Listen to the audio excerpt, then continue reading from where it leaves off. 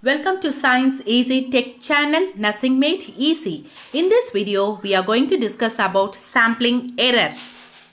Before moving on to the topic, if you are new to Science Easy Tech channel, just take a moment to subscribe our channel and also to press the notification bell icon in order to get connected with our latest updates. Let's move on to the topic. Sampling error. What is sampling error? Sampling error is an important 5-mark question. So let us see what it is. A sampling error is a statistical error that occurs when an analyst does not select a sample that represents the entire population of data and the results found in the sample do not represent the results that would be obtained from the entire population. See, normally we should select samples from the population what we are going to study. Then only the results what we are getting from those samples we can generalize it to the population of study. For example, if I am going to do a research on diabetes mellitus, my population should be people who are having diabetes mellitus. If I am not going to select that population, if I am going to select a population which is going to have hypothyroidism or cardiac diseases without diabetes mellitus, from that if I am going to select the samples and if I am going to do a study related to diabetes mellitus, the findings whatever I am getting, I cannot relate it to the diabetes mellitus patients. So in such case, the findings what I am getting is wrong. That is called as sampling error. Let us see the types of sampling error. Population specific error, sample frame error, selection error, non-response error, sampling errors. Let us see one by one. Population specific error. It occurs when researchers select an inappropriate population from which to obtain the data. Already I have given an example when I was explaining the definition. The same example will be applicable here also. Suppose if we are selecting a wrong population, then that type of error is called as population specific error.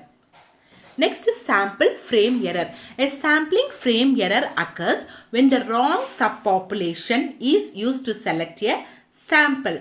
Wrong subpopulation means the sample. Here the sample itself we are selecting wrongly. So that is called as sample frame error. Next is selection error. Selection error. This occurs when respondents self-select their participation in the study and only those that are interested will be responding. So here what it means, selection error. So sometimes for a study we will be selecting our friends and all, friends, relatives and all, but they may or may not give the response. Only those who are interested will be giving the response. Sometimes you select the samples whom will not be responding to your research study. So that type of error is called as sample selection error. Next is non-response errors. Non-response error, this occurs when respondents are not contacted or they refuse to respond. So here non-response errors means it can be on both ways. That is, if the participants are not interested to respond, that is one way. Or suppose if the researcher is not doing any follow-up in order to get the response from the participants. So that is called as non-response error. Next is sampling errors. These occurs because of variation in the number of representativeness of the sample that responds. Okay, sometimes there may be more amount of respondents or sometimes there may be less amount of respondents in the sample. So this type also can lead to error which is called as sampling error.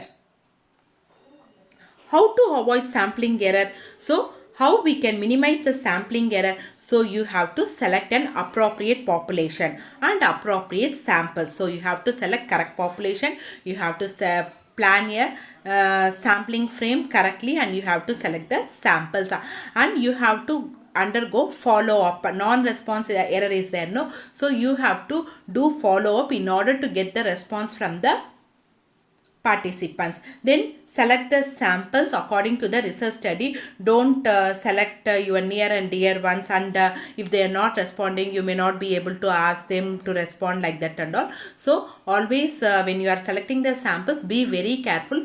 See to that you will be getting results from those participants. Okay, then selecting large size of samples. If you are selecting large size of samples, your sampling error will be minimized. Okay, so here selecting appropriate sample frame or design and population also, then selecting large size of samples, then multiple follow-ups in order to get response from the samples. Hope this video is clear for you all. If you like my video, please press the like button, share and subscribe to Science Easy Tech channel. My previous videos link I have given in description box. If you have not watched it, please go and watch it. Keep supporting to Science Easy Tech channel. Thank you friends.